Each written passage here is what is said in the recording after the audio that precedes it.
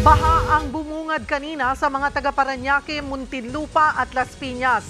Meron pang menor de edad na nahulog sa creek at hanggang ngayon ay hindi pa rin nahahanap. Live mula sa Las Piñas, nasa frontline ng balitang yan, si Mon Gualvez. Mon, kumusta ang mga residente dyan? Cheryl, halos hindi nakatulog ang maraming residente dito sa Las Piñas, maging sa Parañaque dahil nga sa magdamag at walang patid na buhos ng ulan. Nagresulta yan ng mabilis na pagtaas ng baha na nagpalubog naman sa ilang subdivision at mga pangunahing lansangan sa mga nasabing lungsod. Halos hanggang dibdib ang baha sa barangay San Isidro, Parañaque kagabi. Sa lalim ng tubig, may nakalutang na ring sasakyan. It's so lubog. Sa bahagi naman ng Kanaynay Avenue, stranded ang mga motorista. Nagdadalawang isip tuloy silang sumuong sa baha.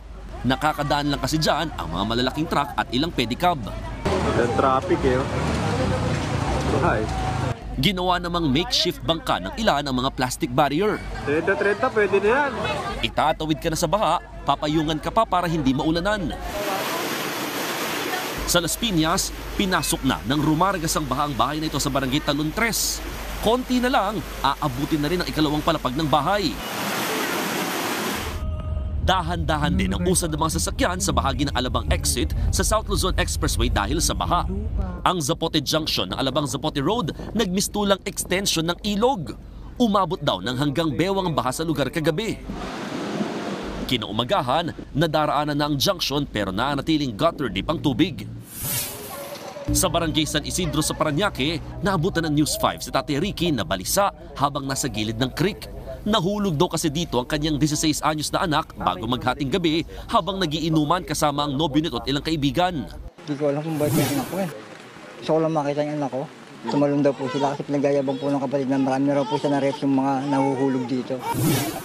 Pero depensa ng ilang kapitbahay, nadulas daw ang biktima at sinubukan pang ang sagipin ng kapatid ng boyfriend nito. Agad nagsagawa ng search and rescue operation ng mga otoridad sa kahabaan ng creek.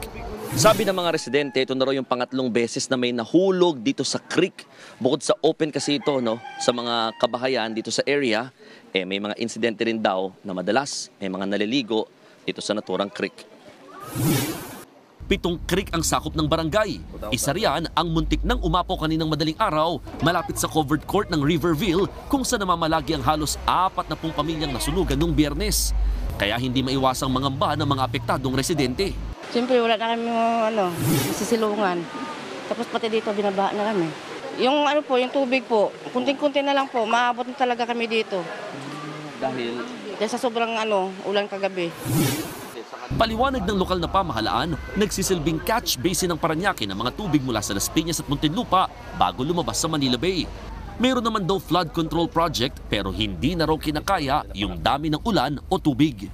Nag-overflow na Talaga yung volume ng tubig sobrang laki. Pero dito kayo makakita ng baha na bumaha lang ng halimbawang 1 hour.